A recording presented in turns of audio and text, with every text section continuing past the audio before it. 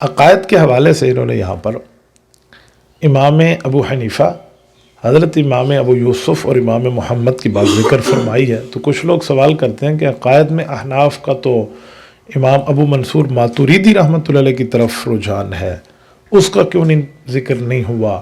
یا امام ابو الحسن عشری رحمۃ اللہ علیہ کا ہے، اس کا اس طرح انداز سے بات کیوں نہیں ہوئی؟ کیونکہ اشعری ہوں یا ماتوریدی ہوں، دونوں کو اہل سنت والجماعت شمار کیا گیا ہے، تو ان کی بات کیوں نہیں فرمائی؟ تو پہلا جواب یہ ہے کہ امام طحاوی رحمۃ اللہ تعالیٰ علیہ یہ اسی زمانے کے ہیں، بلکہ ان دونوں حضرات سے فائق ہیں علم میں، تو اسی لیے انہوں نے اپنے انداز کی بات فرمائی ہے۔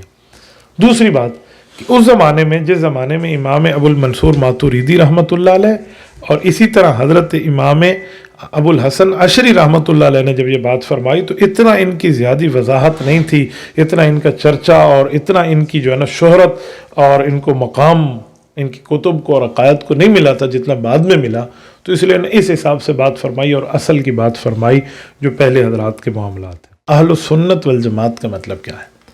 لفظ اہل السنت یہ نبوت کی طرف، نبوت کی فرامین کی طرف اشارہ ہے، والجماعت سے مراد ہی الجماعت الصحابہ، جماعت صحابہ کی طرف اشارہ ہے کہ نبی پاک صلی اللہ علیہ وسلم کے فرمان کو، نبی پاک کے احکام کو، نبی پاک کے طریقوں کو صحابہ کرام رضی اللہ عنہ اجمعین نے کیا سمجھا اور صحابہ کرام نے رسول اللہ صلی اللہ علیہ وآلہ وسلم سے کیا لیا اور انہوں نے اس روایت پہ کیسے عمل کیا۔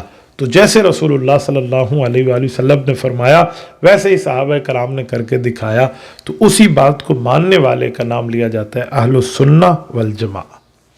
اور یہ اہل السنہ والجماعہ یہ لقب امت کو امت کے نبی نے دیا ہے، قرآن کریم میں ہے هو سماکم المسلمین، اللہ نے آپ کا نام مسلمان رکھا، اور حدیث پاک میں ہے کہ رسول اللہ نے نام اہل السنت والجماعت رکھا۔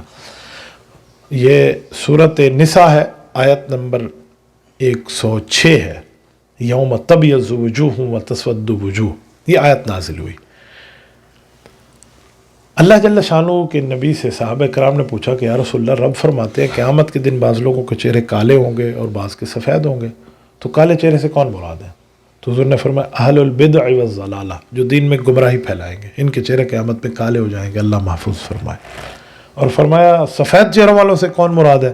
تو فرمایا اہل السنت والجماعہ، وہ لوگ ہیں جو دین نبی سے لیں گے، تشریح نبی کے صحابات سے لیں گے، تشریح نبی کے صحابہ اہل بیت سے لیں گے۔ تو یہ لقب ہمیں ہمارے نبی پاک صلی اللہ علیہ وسلم نے عطا فرمایا ہے۔ ایک کتاب ان کی مشہور اور معروف ہے، ہمارے مدارس میں پڑھائی جاتی ہے، وفاق المدارس العربیہ پاکستان کے نصاب کا حصہ بھی ہے، وہ ہے شرح معانی الآثار۔ آثار اثر کی جمع ہے، معانی اس کے مطلب کی بات ہے، اور آثار کے ساتھ شرح جو ہے اس کی وضاحت کا نام ہے۔ اس میں نبی پاک صلی اللہ علیہ وسلم کی مرفوع روایت اور صحابہ کرام کے فتاوی، اہل بیت کے فتاوی، ان کا تعامل، یہ ان نے ذکر فرمایا، اور اس کے ساتھ ساتھ وہاں وجہ ترجیح ذکر فرمائی ہے کہ امام اعظم ابو حنیفہ رحمہ اللہ اور ان کے دونوں بڑے شاگرد امام قاضی ابو یوسف اور امام محمد رحمہم اللہ اس پر ترجیح دیتے تھے، ان دلائل پہ ترجیح دیتے تھے، وہ ان دلائل کو ذکر فرماتے۔ آپ کے ذہن میں خیال آئے گا کہ قرآن اور حدیث کی باتیں آ گئی تو بعد کے عالم کو ترجیح دینے کی کیا ضرورت ہے، اس کا کیا کام ہے؟ یہ بات ذہن میں رکھیں، آیت آ گئی، حدیث آ گئی، لیکن اس آیت اور حدیث کا جو مطلب ہے تو وہ ماہر ہی جانے گا نا۔ ہر بندے نے نہ اس آیت کا مطلب اٹھا کے سمجھنا ہے، نہ حدیث کی بات کا مطلب۔